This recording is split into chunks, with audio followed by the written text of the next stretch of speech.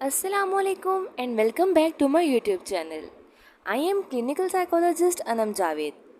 Last video में मैंने आपके साथ शेयर किया था कि फोबियाज़ क्या होते हैं, फोबियाज़ के सिम्टम क्या होते हैं और फोबियाज़ के डिफरेंट टाइप्स कौन कौन सी हैं। फोबियाज़ ऐसे इरेशनल फियर्स होते हैं जो किसी भी ऑब्जेक्ट से रिलेटेड, किसी भी इवेंट से रिलेटेड या किसी भी लिविंग ऑर्गेनिज्म से रिलेटेड हो सकते हैं। आज हम देखेंगे कि इन फोबियाज़ की कॉजेज़ क्या क्या होती हैं, इनके रिस्क फैक्टर्स क्या क्या होते हैं, इन फोबियाज़ की वजह से हमें कौन कौन सी कॉम्प्लिकेशंस फेस करनी पड़ सकती हैं, और लास्ट में हम डिस्कस करेंगे कि हम फोबिया को किस तरीके से ट्रीट कर सकते हैं। So without further delay let's get started. अभी तक फोबिया की एग्जैक्ट कॉजेज़ के बारे में नहीं पता चला, लेकिन मेजॉरिटी का कहना है कि जो फोबिया की कॉजेज़ होती हैं उनमें सबसे पहली कॉज होती है आपकी जेनेटिक्स और आपके लर्न बिहेवियर्स। ये दोनों चीज़ें लिंक कर सकती हैं आपके स्पेसिफिक फोबियाज़ के अंदर।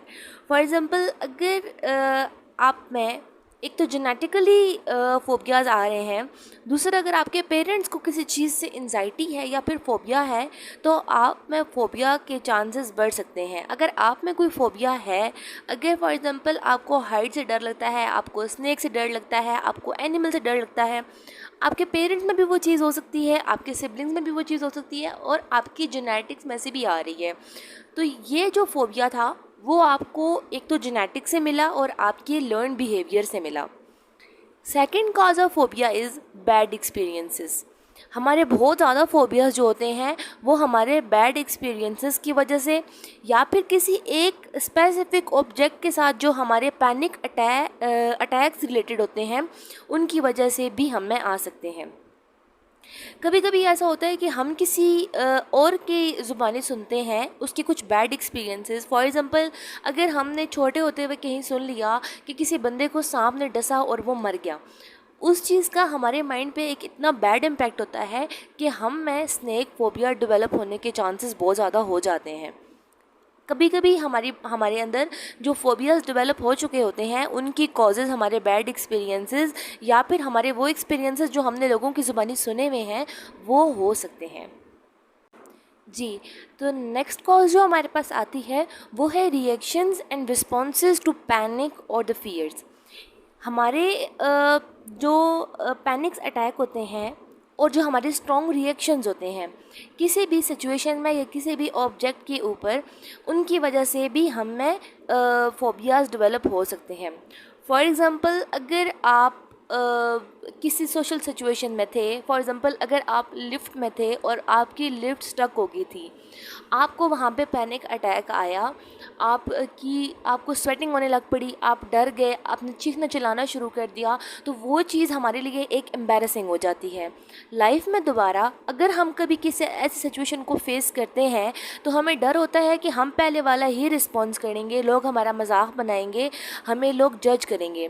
तो इसकी वजह से हम ऐसी चीज़ों को अवॉइड करना शुरू कर देते हैं। उस चीज़ के बारे में सोचते ही, उस सिचुएशन या इवेंट के बारे में सोचते ही हमें दोबारा से डर लगने लग पड़ता है, खौफ आने लग पड़ता है, हम उस चीज़ को अवॉइड करना स्टार्ट कर देते हैं। तो ये भी एक कॉज हो सकती है हमारे फोबियाज़ की। जी, तो अगर हम बात करते हैं स्पेसिफिक फ़ोबियाज़ या फिर सिंपल फ़ोबियाज़ के बारे में, तो स्पेसिफिक फ़ोबियाज़ जैसे किसी एक चीज़ का डर होना है, हाइट का डर होना है, स्नेक का डर होना है, डॉग का डर होना है, वाटर का डर है या ऐसी किसी भी चीज़ का डर है, तो ये फ़ोबियाज़ हमारे अर्ली नेगेटिव चाइल्डहुड एक्सपीरियंसेस की वजह से भी हो सकते हैं। अगर हमने बचपन में कोई ऐसे बहुत कोई बैड इवेंट एक्सपीरियंस किया है तो उसकी वजह से हम में ये फ़ोबियाज़ डेवलप हो सकते हैं। उसके अलावा अगर हम देखते हैं तो ये हमारे लर्नड भी हो सकते हैं। क्या पता हमने अपनी सोसाइटी में से इसको सीखा हो। अगर हमारे पेरेंट्स, अगर हमारे सिबलिंग्स या फैमिली में से कोई मेंबर भी फॉर एग्जांपल स्पाइडर से डरता है, अगर बच्चा शुरू से देखता है कि उसके पेरेंट्स या कोई भी उसका फैमिली मेम्बर किसी एक चीज़ से, लेट्स सपोज स्पाइडर से डर रहा है, तो बड़े होके उसमें वो एंजाइटी या उस चीज़ का डर जो होता है वो डेवलप हो जाता है। अगर हम बात करते हैं तो कॉम्प्लेक्स फोबियाज़ की ऐसे जो कॉजेज़ हैं वो अभी तक अननोन ही हैं, लेकिन फिर भी देखा गया है कि इसमें हमारी जो ब्रेन केमिस्ट्री होती है वो बहुत ज़्यादा इन्वॉल्व होती है। जब कोई भी पर्सन जिसको किसी भी एक चीज़ का या फिर किसी इवेंट का फ़ियर होता है, तो उसमें जो फिज़िकल रिएक्शंस होते हैं वो ओरिजिनल होते हैं, वो रियल होते हैं। हम उसको उसकी बनावट नहीं कह सकते हैं, हम ये नहीं कह सकते हैं कि ये पर्सन ख़ुद से इस तरह से रिएक्ट कर रहा है, बल्कि उसकी जो बॉडी होती है वो ऐसा रिएक्ट कर रही होती है। हमारी जो बॉडी होती है वो जो थ्रेट में जो हार्मोन रिलीज़ करती है एड्रेनालिन, उसकी वजह से स्वेटिंग, ट्रेमलिंग, ब्रीथ शॉर्टनेस या फिर रैपिड हार्ट बीट वगैरह जैसे सिम्टम जो होते हैं वो हमारी बॉडी के अंदर डेवलप हो जाते हैं। तो जो उनके रिस्पॉन्सेज होते हैं, फिज़िकल रिस्पॉन्सेज जो हमारे होते हैं इस तरह के फोबियाज़ में, वो रियल होते हैं, वो हमारे खुद से बनाए हुए नहीं होते हैं। जी हाँ, तो अगर हम बात करते हैं फ़ोबियाज़ के रिस्क फैक्टर के बारे में, तो रिस्क फैक्टर में सबसे पहले जो चीज़ हमारे पास आती है वो एज होती है।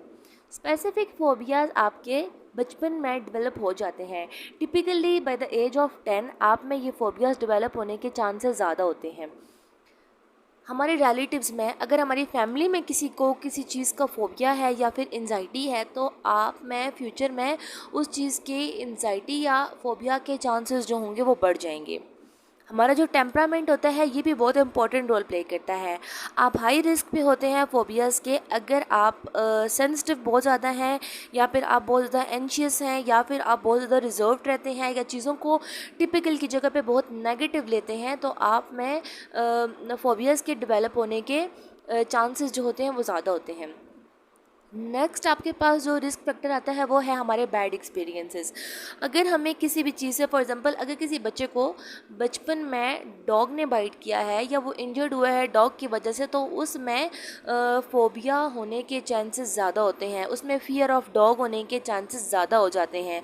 तो ये उसकी लाइफ का ऐसा बैड एक्सपीरियंस होता है जो फर्दर उसमें लेटर ऑन फ़ोबिया के चांसेस को बढ़ा देता है। नेक्स्ट हमारे पास जो रिस्क फैक्टर आता है वो है अवॉइडेंस। अगर हम चीज़ों को अवॉइड करते हैं, अगर हमें बचपन में किसी चीज़ से डर लगता है, बजाय उसको फेस करने के हम उसको अवॉइड करना शुरू कर देते हैं, तो उसकी वजह से क्या होता है कि हमारे अंदर फोबियाज़ के डेवलप होने के चांसेस बढ़ जाते हैं। क्योंकि हम जब अपनी एंजाइटी को या ऐसी चीज़ को फेस नहीं करेंगे तब तक हमारे अंदर से उसका डर ख़त्म नहीं हो सकता, और वो जो डर होता है वो दिन ब दिन बढ़ता ही जाता है।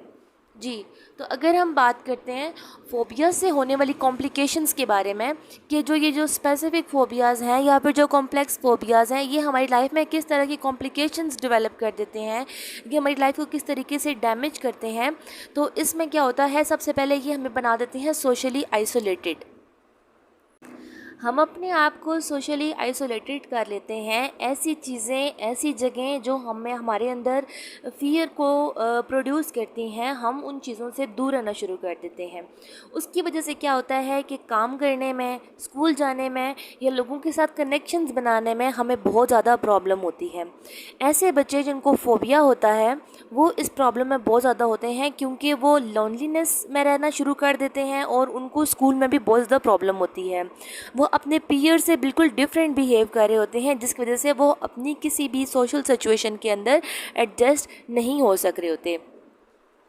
ऐसे लोगों को मूड डिसऑर्डर्स बहुत जल्दी हो जाते हैं। स्पेसिफिक फ़ोबियाज़ वाले जो लोग होते हैं उनमें डिप्रेशन और एंजाइटी के जो बाकी डिसऑर्डर्स होते हैं उनके होने के चांसेस ज़्यादा होते हैं। देखा गया है कि ऐसे लोग जिनको स्पेसिफिक फ़ोबियाज़ होते हैं उनमें सुसाइड का रेट बहुत ज़्यादा होता है। ये लोग सब्सटेंस मिसयूज़ शुरू कर देते हैं। जो इनको स्पेसिफिक फ़ोबिया की वजह से स्ट्रेस होती है, उस स्ट्रेस को रिलीज़ करने के लिए ये ड्रग्स या फिर अल्कोहल का मिसयूज़ स्टार्ट कर देते हैं। जी, यहाँ तक तो था कि फ़ोबियाज़ को क्या क्या चीज़ें कॉज करती हैं, फ़ोबियाज़ के रिस्क फैक्टर कौन कौन से होते हैं और इनकी वजह से कॉम्प्लिकेशंस कौन कौन सी आती हैं। अब हम डिस्कस करते हैं कि फ़ोबियाज़ को हम ट्रीट किस किस तरीके से कर सकते हैं। फ़ोबिया को ट्रीट करने के लिए जो थेरेपी इस्तेमाल की जाती है उसको हम कहते हैं एक्सपोजर थेरेपी। एक्सपोजर थेरेपी आपके पास एक स्टेप बाय स्टेप थेरेपी होती है, जिसमें आपके पास जो पेशेंट होता है उसको सबसे माइनर चीज़ जिससे उसको उसमें एंशियस जो सिम्टम्स होते हैं वो प्रोड्यूस होना शुरू होते हैं, वहाँ से हम स्टार्ट करते हैं और आहिस्ता आहिस्ता आहिस्ता आहिस्ता उसको उस ऑब्जेक्ट से या फिर उस इवेंट से जिससे उसको फियर होता है या जिससे उसको एंजाइटी होती है उससे हम उसका एक्सपोजर करवाते हैं।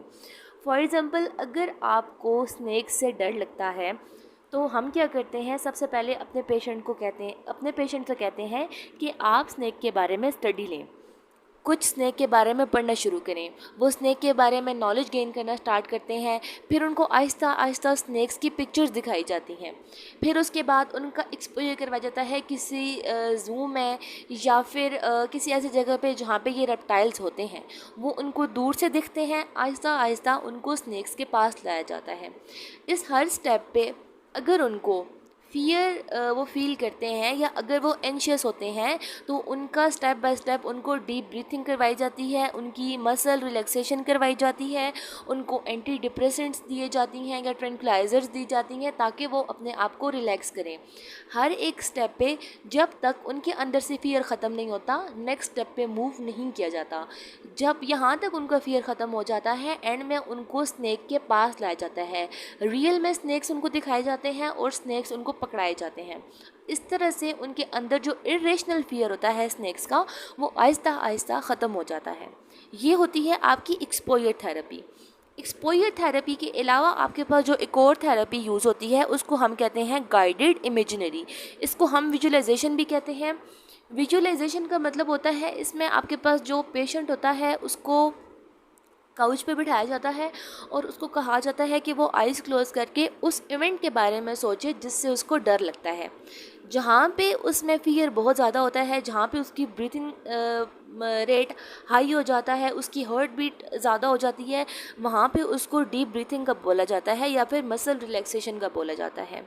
इस तरह से आहिस्ता आहिस्ता जब वो उस इवेंट के बारे में विजुअलाइज़ करता है कि उसने कौन कौन सा काम किस किस तरीके से करना है, एंड में उसका एक्सपोजर उस इवेंट से करवाया जाता है। फॉर एग्ज़ाम्पल, अगर कोई पर्सन है तो उसको पब्लिक स्पीकिंग से डर लगता है, उसको कहा जाता है कि वो अपनी आइज़ क्लोज़ करे और वो इमेजिन करे कि वो एक लोगों के ग्रुप में गया है। पहले कुछ लोग थे, फिर ज़्यादा, फिर ज़्यादा, फिर ज़्यादा, और फिर एक बहुत बड़ा ग्रुप बन गया लोगों का। उनके सामने वो आहिस्ता आहिस्ता बोलेगा।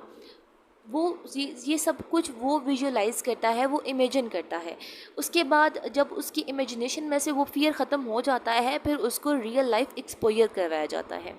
ये होती है आपकी गाइडेड इमेजिनरी या फिर आपकी विजुअलाइजेशन। इसके अलावा जो थर्ड थेरेपी यूज़ की जाती है वो होती है आपकी सपोर्ट ग्रुप थेरेपी। ये भी बहुत ज़्यादा हेल्पफुल थेरेपी होती है। इसमें बहुत सारे लोग जो डिफरेंट फोबियाज़ को एक्सपीरियंस कर रहे होते हैं, वो सब अपने जो एक्सपीरियंस होते हैं उनको शेयर करते हैं और फिर एक दूसरे के साथ कॉपिंग मेथड्स भी खुद से शेयर करते हैं। उससे क्या होता है कि एक दूसरे के फियर्स के बारे में सुन के उनको स्ट्रेंथ मिलती है, उनको पावर मिलती है कि उन्होंने अपने फियर से किस किस तरीके से फ़ाइट करना है। जी, तो ये थे कुछ ट्रीटमेंट्स जिनको यूज़ करके आप अपने फोबियाज़ को ख़त्म कर सकते हैं। अगर आपको मेरी वीडियो पसंद आई है तो प्लीज़ मेरी वीडियो को लाइक करें, मेरे चैनल को सब्सक्राइब करें और अपने फ्रेंड्स के साथ ज़रूर शेयर करें। अपना बहुत ज़्यादा ख्याल रखें। अल्लाह हाफ़िज़।